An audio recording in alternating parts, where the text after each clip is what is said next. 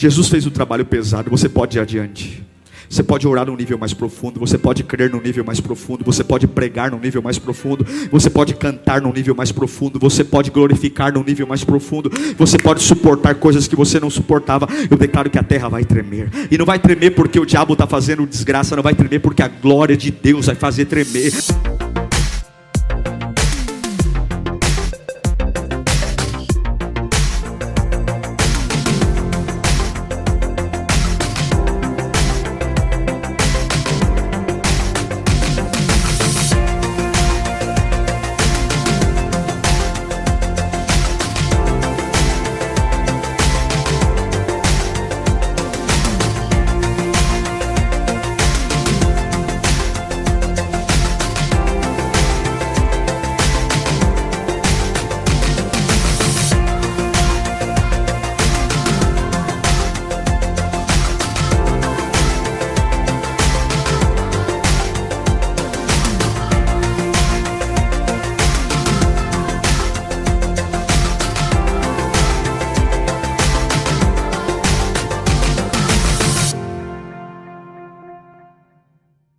Evangelho de Mateus, capítulo 27, verso 45.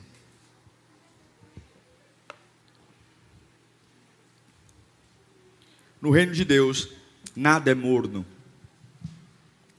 Se você quer uma fé pacata, se você quer uma fé tranquila, que você não se comprometa muito, não se entregue muito, ou uma fé simpatizante, o Evangelho, o cristianismo não é para você. Aquele lance que a gente criou, eu sou, mas não sou praticante. Isso não existe. Ou é tudo ou é nada. Ou é ou não é. Porque é isso que Jesus foi para a gente. Ele foi tudo.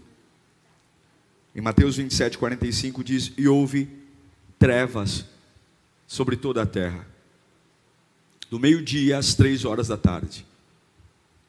Por volta das 3 horas da tarde, Jesus bradou em alta voz: Eloi, Eloi, lama sabachthani, que significa: meu Deus, por que me abandonaste? Quando alguns dos que estavam ali ouviram isso, disseram: ele está chamando Elias. Imediatamente, um deles correu e, em busca de uma esponja, e embebedeu-a em vinagre, colocou-a na ponta de uma vara e deu a Jesus para beber.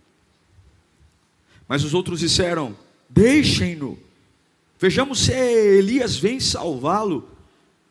Depois de ter bradado novamente em alta voz, Jesus entregou o Espírito, ou seja, morreu. Naquele momento, o véu do santuário rasgou-se em 2 partes, de alto a baixo. A terra tremeu, e as rochas se partiram. Os sepulcros se abriram, e os corpos de muitos santos, ou seja, membros da igreja, que tinham morrido naquele momento, foram ressuscitados. E saindo do sepulcro, imagina a loucura, e saindo do sepulcro, depois da ressurreição de Jesus, entraram na cidade santa e apareceram a muitos. Imagina você: mas você não morreu mês passado? Eu morri, mas estou aqui. Quando o centurião e os que com ele vigiavam Jesus viram o terremoto e tudo o que estava acontecendo, ficaram aterrorizados e exclamaram: verdadeiramente, este era o Filho de Deus. Deus fala conosco nesta noite. Nós sabemos que não são tempos fáceis. Aquele que ainda brinca, Senhor, com a Tua palavra ou com sua própria vida, não sabe os riscos que corre. Mas que bom que o Senhor está aqui. Nós cremos no Evangelho, cremos na Bíblia, cremos na palavra, cremos na transformação de corações, cremos na instantaneidade do Evangelho, cremos que nesse momento, uma pessoa que absolutamente está perdida na vida pode se achar. Uma pessoa que entrou aqui sem nenhuma esperança pode ser banhada pela tua esperança. Eu creio que a tua palavra tem um poder de fazer o que ninguém pode fazer. Transformar em instantes, em fração de segundos, um coração desiludido num coração apaixonado pela vida, pela estrutura que o Senhor possibilitará. Então nós imploramos, fala conosco nesta noite, Pai, que eu não atrapalhe aquilo que o Senhor tem para dizer. Em nome de Jesus. Amém. Amém. Eu não creio que o Evangelho é uma fé sonsa, uma fé frágil, uma fé politicamente correta. O Evangelho é uma fé agressiva, marcada por batalhas, enfrentamentos, renúncias, sacrifícios, muito sangue, porque a gente tem uma fé chamada fé cristã, e Jesus não ganhou o que nos deu andando no Jockey Club, muito menos passeando por um shopping. Ele ganhou o que nos deu por sangue. Ninguém é cristão sem ter contato com o sangue. Todo mundo quer ir além. Só se você estiver doente mentalmente. Mas se houver o mínimo de raciocínio, a gente quer ir além. Ninguém quer estar numa casa de 3 dormitórios, 2 dormitórios e ir para uma casa menor. Talvez por uma compensação de bairro, mas ninguém deseja piorar de vida. Quem está casado quer que o casamento melhore. Quem está solteiro quer se casar para que a vida de casado seja melhor que a vida de solteiro. Quem está trabalhando e ganha 5 mil quer trabalhar, estudar para ganhar 8, 10. Todo mundo quer ir além. E imagino que na fé cristã a mesma coisa. A gente está aqui, a gente quer conhecer a palavra, a gente quer ir além na oração, a gente quer sofrer menos pelo que nos machuca hoje, a gente quer adorar mais profundamente. Pelo menos deveria ser esse interesse, porque é deprimente ver pessoas que estão iguais há anos, vivendo as mesmas coisas. Ninguém suporta a rotina. A rotina nos protege para saber tudo o que tem que ser feito, mas se não há novidade no meio da rotina, tem que ter uma paciência, não vou nem dizer paciência de Jó, mas tem que ter uma paciência enorme.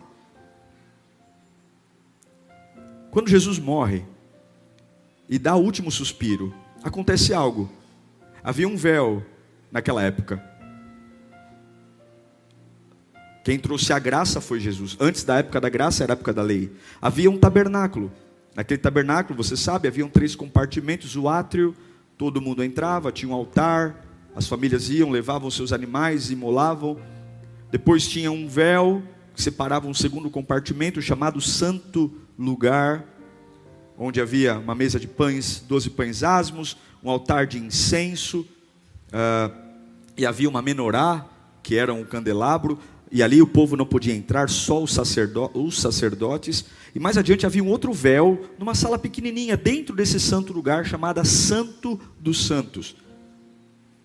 E ao contrário do santo lugar, que todos os sacerdotes podiam entrar, lá no Santo dos Santos, apenas uma vez por ano, o sumo sacerdote entrava, porque no Santo dos Santos havia um símbolo da glória de Deus, a famosa Arca da Aliança, com 2 querubins de ouro maciço sobre ela, uma caixa de madeira de acácia revestida de ouro, e dentro dela havia a tábua dos 10 mandamentos, a vara de Arão e o maná, que era o símbolo da comida que Deus deu ao povo hebreu quando estava no deserto.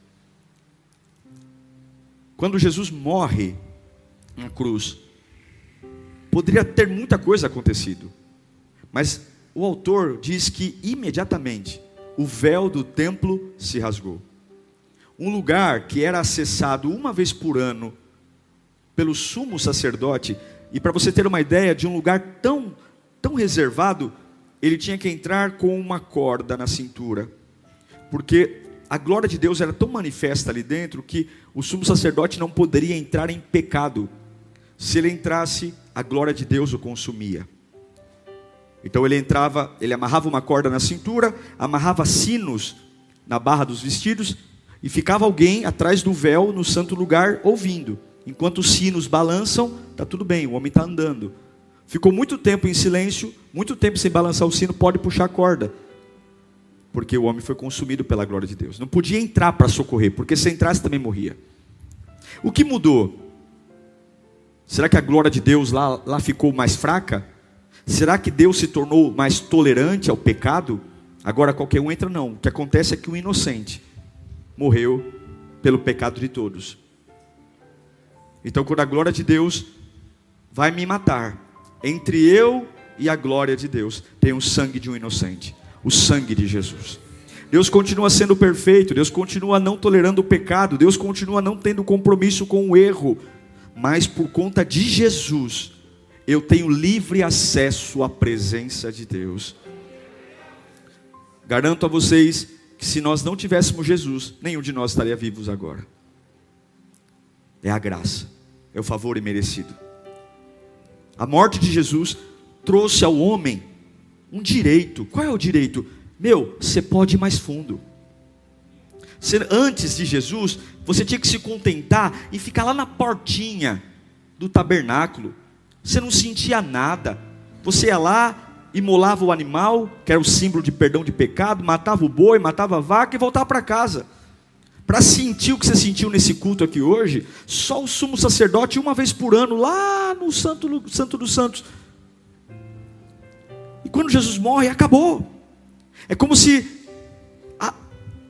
de uma porta e 2 véus abrissem um corredor e dissessem: vá, interesse-se por isso, vá ao mais fundo que você puder.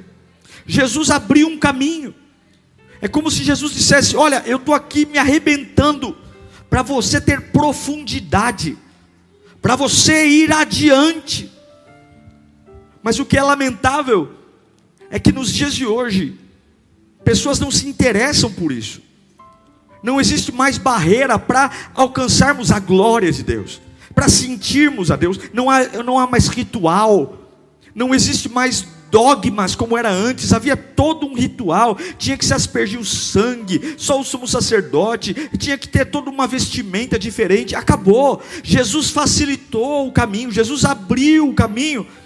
E se nós não nos interessarmos por isso, irmãos, nós ficarmos atrás de um véu que já nem existe mais, como é que a gente pode olhar para aquele que está fora do véu? É superficial.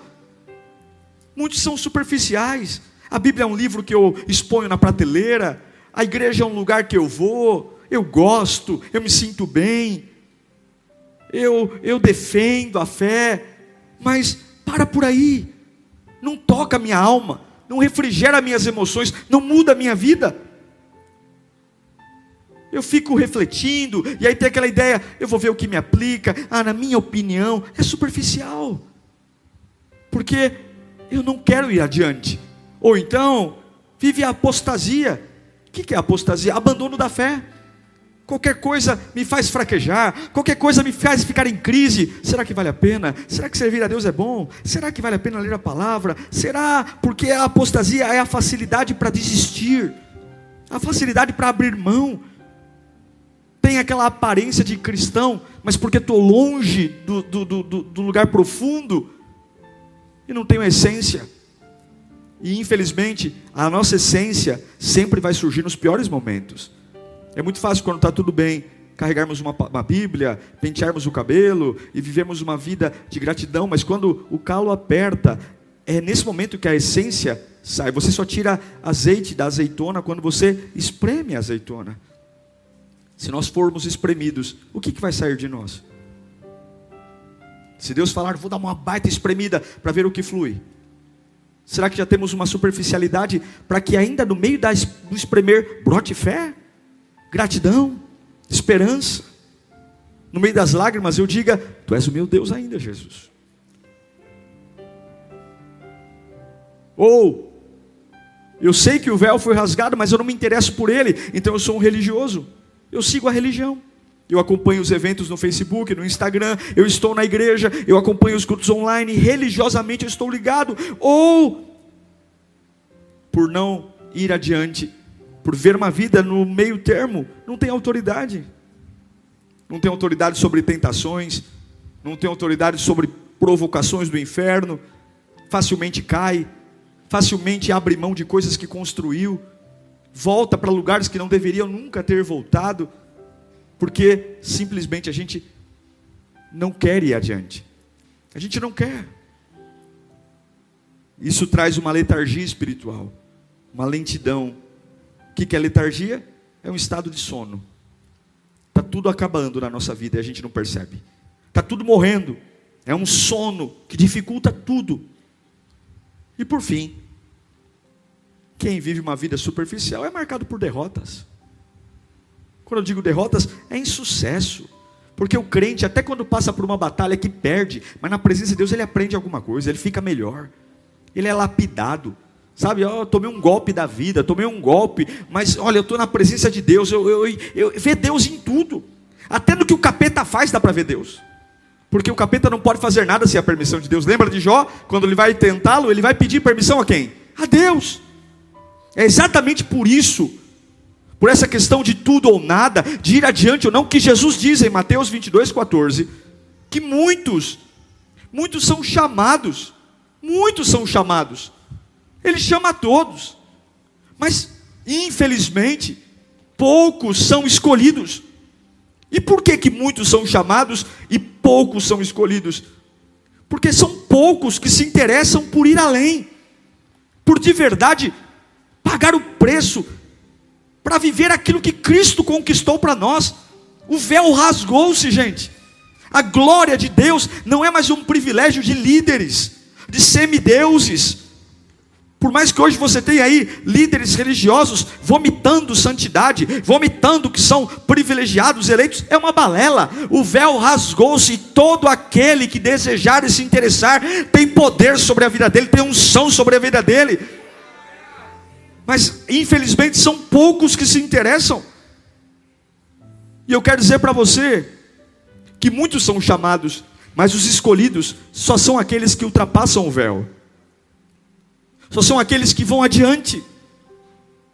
E eu queria rapidamente dizer como de verdade eu acesso o véu. Como que eu posso dizer, pastor, que eu tenho interesse pelo véu? Primeira coisa, sede pelas coisas de Deus. Não tem como, irmão. Não tem como. Você é bom naquilo que você foca. Você é bom naquilo que você se interessa. Diga para mim aquilo que você mais gosta e eu vou perceber que você é bom nisso. Você é bom naquilo que você foca, prioriza, é nisso que você é bom, é nisso que você é bom. O esporte que você é melhor é o esporte que você mais jogou. O assunto que você mais fala é o assunto que você mais ouviu, mais assistiu, mais leu. Você é bom quando você foca. Se você quer ter Deus, Deus tem que ser uma prioridade. Em Salmo 42, 1 e 2, o salmista diz que como a corça anseia por águas correntes, a minha alma anseia por ti, ó Deus. É um desejo pelas coisas espirituais.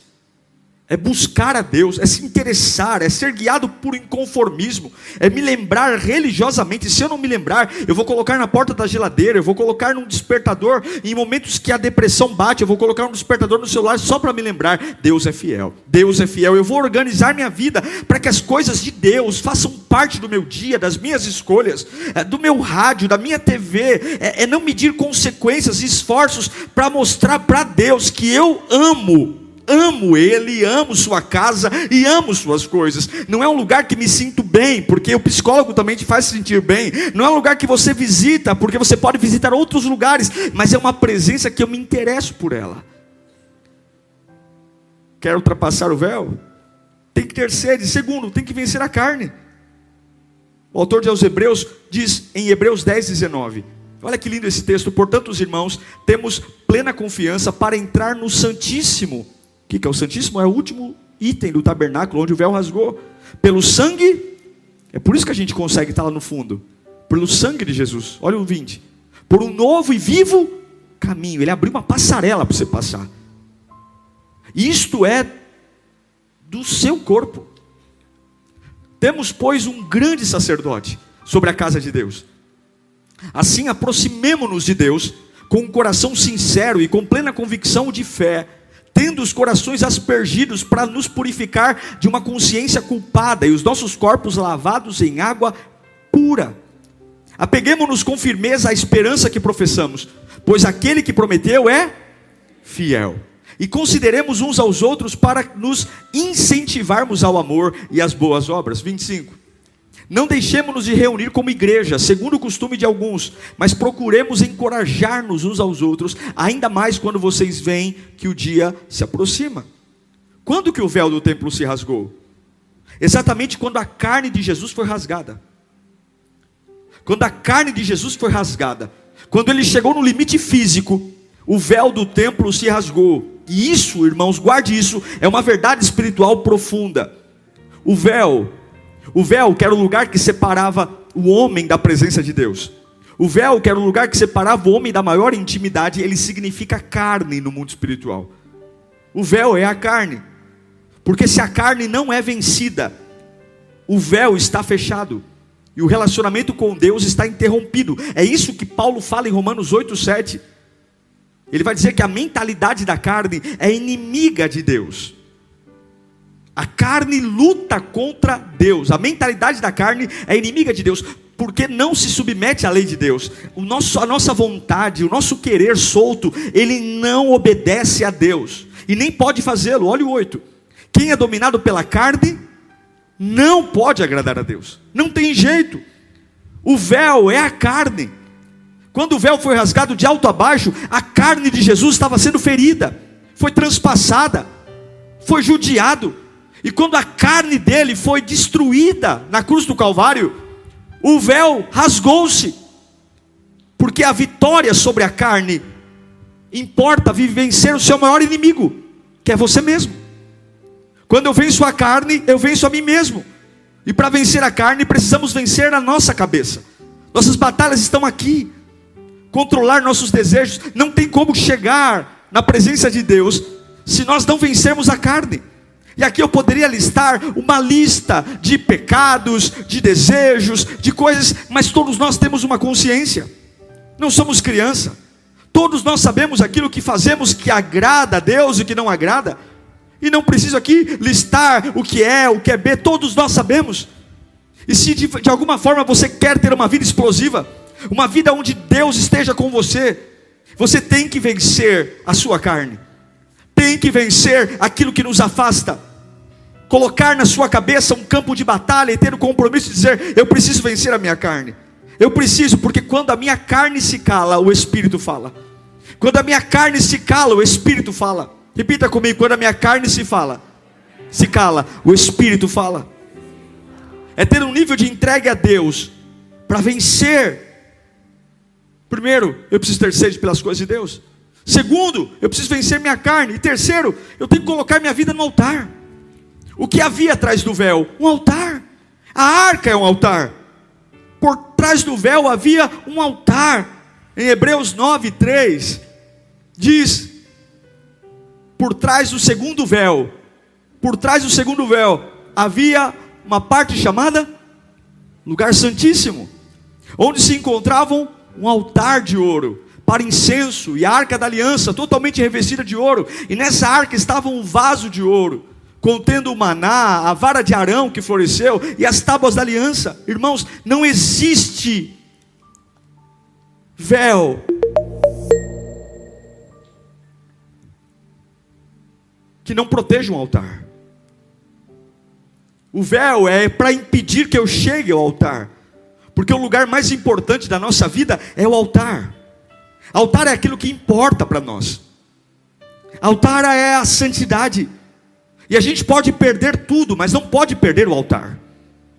Nós não podemos perder o altar, porque a santidade é a vida no altar. Veja, eu não estou falando de roupa, eu não estou falando de cabelo, eu estou falando de uma vida ofertada a Deus. A relação de Deus com o homem é a oferta. E aí muitos dizem: pastor, eu tenho feito tudo certinho, eu tenho ido à igreja, eu comprei a Bíblia B-Power, eu comprei até uma camiseta da igreja, eu tenho lido os seus livros. E eu sei que tem muita gente que assiste meus sermãos que nem são evangélicos, alguns são católicos, espíritas, e está tudo bem, está tudo certo, porque eu não estou pregando para crente, eu estou pregando a palavra de Deus. Não tem jeito para nós entendermos o que é ir além, sentir o que poucos sentem, viver o que poucos vivem, pensar o que poucos pensam, sentir o que poucos sentem. Nós precisamos nos interessar pelo altar, a disposição de ir adiante. E altar é sacrifício. E eu pergunto: Sim, pastor, eu tenho lutado para consagrar a minha carne. Eu tenho dito não para o pecado, eu tenho dito não para as propostas, eu tenho dito não para mim mesmo. Ok, mas você está dizendo não. O véu abriu, mas você foi para o altar, você se entregou, passou pelo batismo, você ceia, você consagra a sua vida, o seu dia, a sua boca, as suas palavras, os seus pensamentos. Você diz: eu me organizo para me consumir para Deus. Você serve na igreja, você é frequentador da igreja, você ouve a palavra, porque a vitória está no altar, a cura está no altar. Jesus diz: todos que estão cansados e sobrecarregados, venham, e eu vou aliviar vocês. Sim, o alívio de Jesus é como um pronto-socorro. Nenhum médico de pronto-socorro trata algo profundamente. O objetivo do médico do pronto-socorro é que você não morra. Então ele vai e ele diz uma coisa: coloca Buscopan na veia, coloca Buscopan, faz o gesso. E quando ele dá o primeiro atendimento, ele diz: procure um especialista, procure um médico. É o que Jesus faz. A gente chega na igreja arrebentado, com dor de cabeça, sem futuro, a gente chega aqui depressivo, e ele nos atende como um médico. Ele fala: vinde a mim, você que está cansado e sobrecarregado. Ele não diz que eu vou te curar, ele diz que eu vou te aliviar. É isso que o pronto-socorro faz, ele alivia, mas ele não investiga. Aí ele diz uma coisa: se você quer cura, tomai sobre vós o meu jugo, e aprendei de mim. Ou seja, caminha comigo, e aí sim eu darei descanso para a sua alma. Eu não posso passar minha vida inteira tomando Doril. Uma hora eu tenho que investigar, eu tenho que fazer uma tomografia. Eu não posso passar minha vida inteira tomando Anador, Buscopan na veia. Eu não posso ser, eu preciso ir no culto hoje porque eu preciso extravasar. Não! Tudo bem um dia, 2 dias, 1 mês de alívio, mas tem uma hora que eu preciso me interessar pelas coisas de Deus. Eu preciso matar a minha carne. Eu preciso dizer: isso aqui não faz parte de uma vida de alguém que quer servir a Deus. Essa prática, essa conversa, esse assunto, essa amizade não faz, mas dá prazer. Não vá pelo campo do prazer, porque Paulo diz que a tua carne não gosta de Deus. A tua carne quer fazer de tudo para destruir sua comunhão com Deus. Então ela não é um indicador. Sim, é legal, sim, dá prazer, mas isso está matando a única coisa que pode te manter vivo no dia da aflição. Então nega a carne. E o que mais, pastor? E o que mais? E o que mais? Vá para o altar. Consuma a sua vida com Bíblia, com palavra, com amigos que te levantam para a fé. Teus amigos são aqueles que, quando você desanimar, vão te chamar para orar, vão te confrontar. Ou são aqueles que vão dizer: está certo mesmo, rapaz, vamos curtir a vida, vamos beber, vamos encher a cara. Quem são? Consagre-se. Por que tudo isso, pastor? Porque se eu me interessar, se eu tiver sede pela presença de Deus, se eu anular a minha carne, se eu lutar contra ela, e se eu me sacrificar no altar. E o que é sacrificar no altar? Ter uma vida que eu digo: eu trabalho, eu estudo, mas em primeiro lugar é Deus. Ah, irmão, sabe o que tem no Santo dos Santos? Que não tem em nenhum outro lugar, que não tem no átrio, que não tem no santo lugar. Sabe o que tem lá? A glória de Deus. A glória. Porque algumas pessoas perguntam para mim: nossa, pastor, para que vale a pena parar de beber, parar de fumar? Para que vale a pena renunciar a todos os meus prazeres? É isso que esqueceram de te contar. Apenas mostraram para nós as perdas que a gente tem do prazer, e por isso que criaram um monte de crente tapado, achando que servir a Deus é coisa de gente careta. Não, irmão, tudo isso compensa, porque quando você encontra a glória, a vida faz sentido. Quando você encontra a glória, o poder flui. Quando você, não dá para eu explicar o que é a glória de Deus, não dá para explicar o que é o poder, não dá. Só quem vive sabe, só quem sente, só quem vive sabe a força que te faz se erguer em momentos que ninguém se ergue, a visão que te faz crer no impossível, a visão de administrar, de cuidar, de ser feliz. É o que Paulo fala em 2 Coríntios 3:13. Não somos como Moisés, que colocava o véu sobre a face para os israelitas não contemplassem o resplendor que se desvanecia. Na verdade, a mente deles se fechou, pois até hoje eles estão com o mesmo véu. O véu permanece como quando é lida a antiga aliança. Não foi retirado, porque é somente em Cristo que o véu é removido. De fato, até o dia de hoje, quando Moisés é lido, um véu cobre os seus corações. Mas quando alguém se converte ao Senhor, aquilo que era para um, o véu é retirado. Ora, o Senhor é Espírito, e onde está o Espírito do Senhor, ali há... Não tem desculpa, pastor, mas eu sou estranho. É bem estranho mesmo. Mas pastor, eu sou diferente, bem diferente mesmo, porque há liberdade. E todos nós que com a face descobertas, antigamente tinha que cobrir tudo. Ou o que Jesus fez, Ele facilitou o trabalho. E todos nós que com a face descoberta contemplamos a glória de Deus, segundo a sua imagem, estamos sendo o quê? Estamos o quê? Sendo transformados com a glória cada vez maior. Cada dia maior, cada culto maior, cada oração maior, transformados com a glória cada vez maior, a qual vem do Senhor, que é o Espírito. Através do véu, a glória de Deus se manifesta, mas o véu não existe mais. Irmão, coitado daquele que não conhece a glória, coitado daquele que serve a Deus sem a glória, coitado daquele que quer ser um voluntário sem a glória, coitado daquele que quer carregar uma Bíblia sem a glória. É a glória que nos torna diferenciados, é a glória que abre a nossa mente, é a glória que nos faz imbatíveis, é a glória que nos torna num nível acima da mediocridade. O que é a mediocridade? É o camarada que não é tudo, não é nada, ele tem cara de paisagem, ele não é nada, ele não tem opinião, ele não acha nada, ele não pensa nada. Não, é a glória que nos faz ter potencial, é a glória que nos faz ter um problema enorme, aparentemente falido e acabado, e de repente brotar para a vida. E as pessoas dizem: não é possível, você não morreu ainda, você não acabou ainda. Aí você vai dizer: é a glória de Deus, é a glória, esta glória que ofusca as obras do diabo, é a glória. E o nosso papo aqui hoje é tudo ou nada, irmãos. É tudo ou nada. É tudo ou nada. É tudo ou nada. Eu espero que seja tudo, porque meio copo na presença de Deus não é nada. É hora de nos entregar, é hora de ter sede por Deus, pela sua palavra. É hora de deixar as pessoas que moram com a gente saber que nós estamos interessados pela palavra, interessados por Deus. Não é aquele negócio de dizer: ai, a minha igreja é legal. A igreja não é para ser legal, a igreja é para ser de Jesus. Durante muito tempo nós tentamos ganhar as pessoas para Jesus, dizendo que a igreja é liberal, que a igreja é legal, que a igreja é bacana, que a igreja é moderna. Não, a igreja é um lugar para nós reconhecermos Deus. Sim, os pecadores são bem-vindos, porque senão nenhum de nós estaria aqui nesta noite. Sim, os imperfeitos são bem-vindos, porque senão nenhum de nós estaria aqui hoje.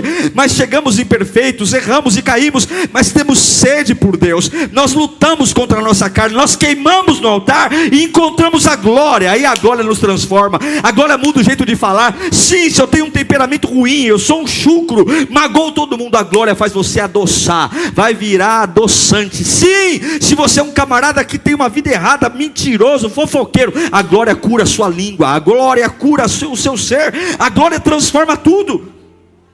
O que acontece, querido irmão, quando o véu do templo se rasga de alto a baixo? Jesus estava na cruz. O que acontece? A terra treme. A terra treme. Diga comigo: a terra treme. Quando o véu rasgou, a terra treme.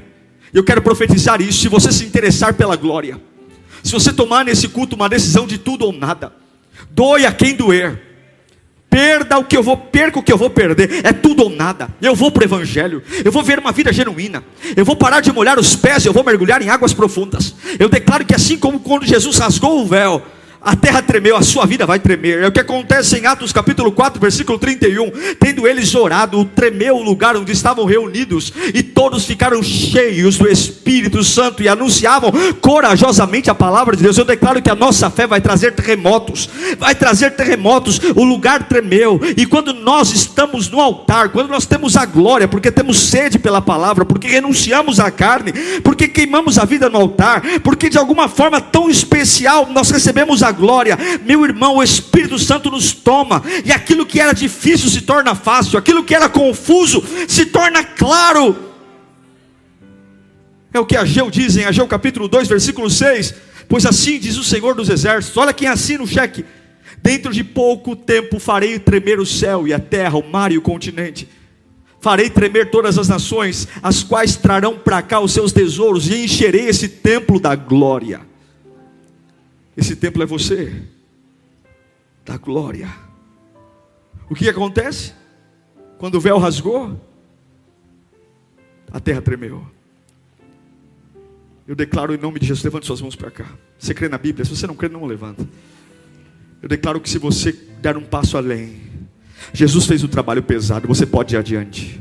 Você pode orar num nível mais profundo, você pode crer num nível mais profundo, você pode pregar num nível mais profundo, você pode cantar num nível mais profundo, você pode glorificar num nível mais profundo, você pode suportar coisas que você não suportava. Eu declaro que a terra vai tremer, e não vai tremer porque o diabo está fazendo desgraça, não vai tremer porque a glória de Deus vai fazer tremer. Gente vai se afastar, você vai pisar em lugares, e porque você está ali, aquele ambiente que o diabo tem dominado por anos, aquele ambiente vai entrar em crise, lugares que Satanás se apoderou, de pessoas, elas vão simplesmente conversar com você, e apenas algumas palavras que você liberar vai derramar um terremoto na mente de pessoas. Você vai ser um agente confrontador, você vai ser alguém que vai trazer incômodo na vida de pessoas que estão acomodadas no fracasso, acomodadas na morte, porque a glória de Deus, ela nunca deixa as coisas como estão. A glória de Deus nunca deixa as coisas como estão, ela sempre mexe, ela sempre balança, e é assim que vai ser. Você vai entrar em empresa e não vai entender por que te demitiram, e Deus só fez você passar por aquela empresa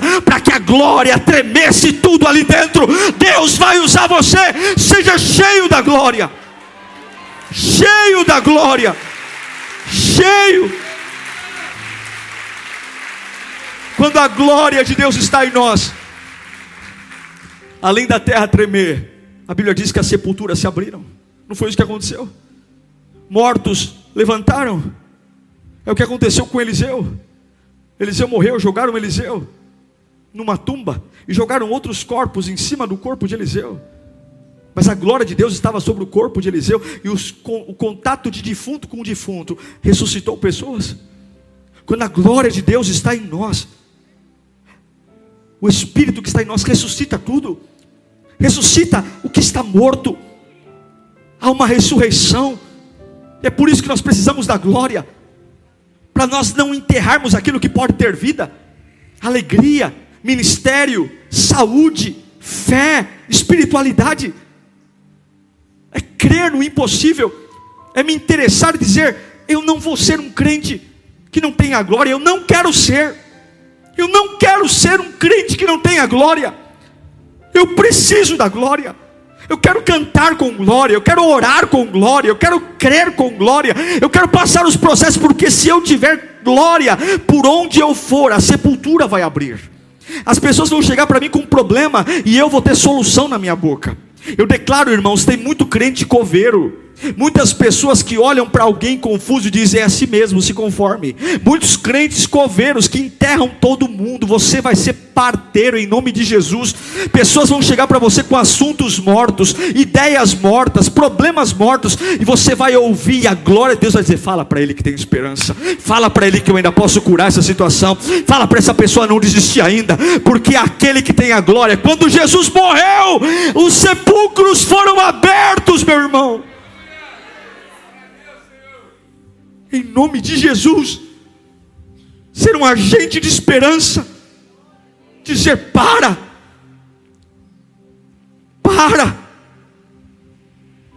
Quando Jesus morreu,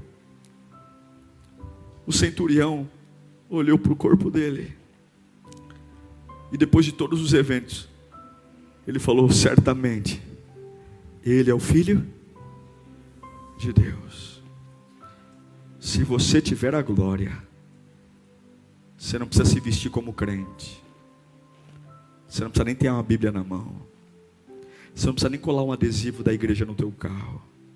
As pessoas vão olhar para você e vão dizer: certamente, você é um filho de Deus. Jesus não se parecia com o Filho de Deus, ele estava sangrando numa cruz, ele se parecia com o condenado. Mas quando a glória de Deus está em nós, a glória vai além dos rótulos que as pessoas colocaram em nós. A glória vai além do nome que as pessoas aprenderam a nos chamar. A glória vai além da história que as pessoas acabaram contando sobre nós mesmos. A glória vai além do que eu mesmo penso. Para qualquer um, aquele ali era um fracassado, condenado. Mas quando a glória se apoderou de Jesus na cruz, o centurião, mesmo que ofereceu vinagre para ele, disse: certamente ele é o Filho de Deus. Apesar de tudo que aconteceu na sua vida, se a glória estiver em você, as mesmas bocas que falaram maldito, covarde, fracassado, perdedor, fraco, impuro, serão as mesmas pessoas que dirão: certamente, certamente, certamente. Não consigo explicar, porque ele ainda se parece com o derrotado, mas tem alguma coisa sobre ele que o faz transcender a história, transcender os rótulos, transcender as palavras. Certamente ele é um filho de Deus. Eu quero profetizar isso para você. Não se preocupe com a opinião das pessoas, a opinião de ninguém muda a sua vida. Não se preocupe com você mesmo, se preocupe com a glória.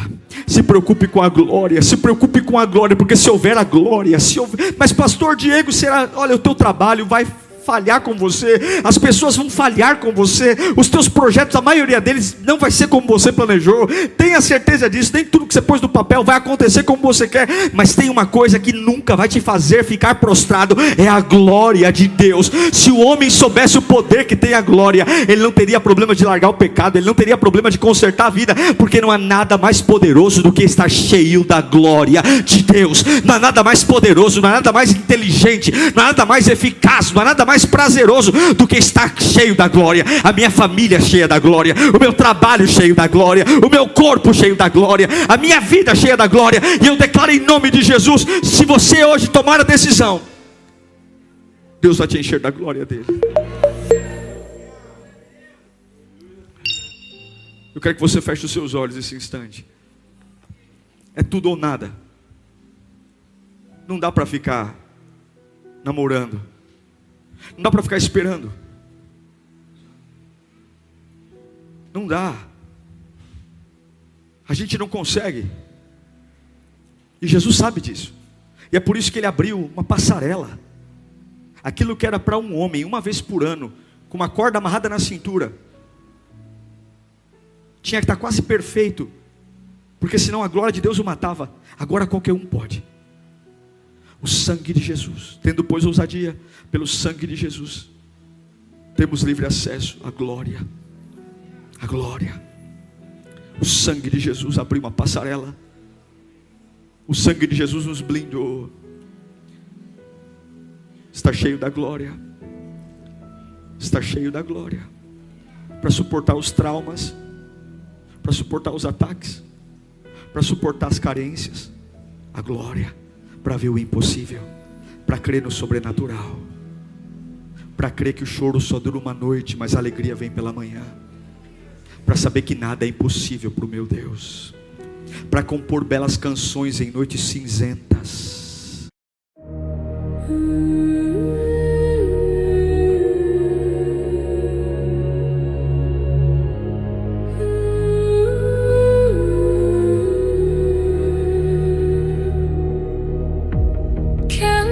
Flicker in the hollow night, shadows bend beneath the fading light.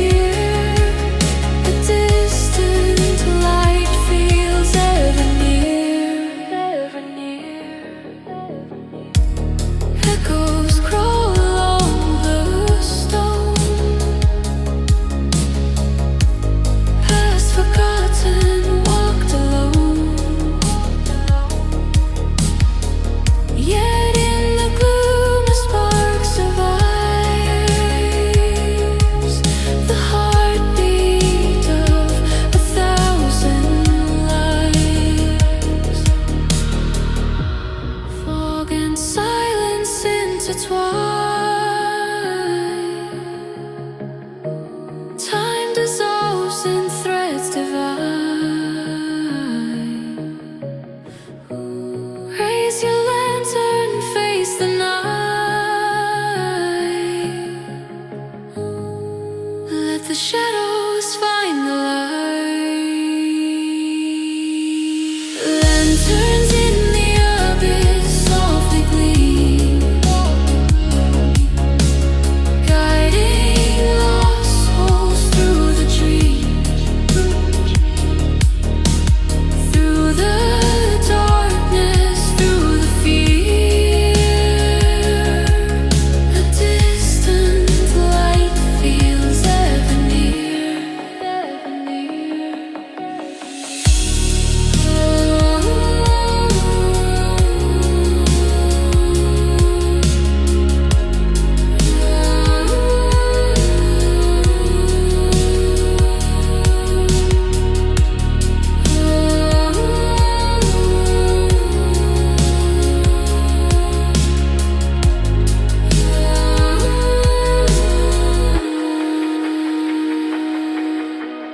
Lanterns fade, yet still they glow. Whispers of the lost will show.